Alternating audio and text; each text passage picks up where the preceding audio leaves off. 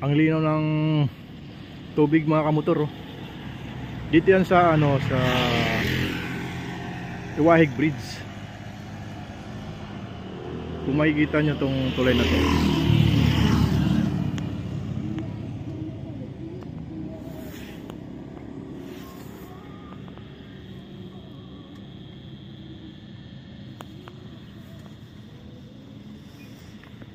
siguro malalim to dito yo. Nung dumadaan ako rito, madalas may nakikita ko dito, daming nangangawil dito, daming namimingwit.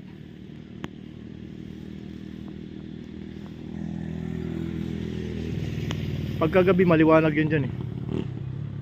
Siguro yan yung bangka na yan, ano nila yan, yung pinupunta siguro nila yan doon.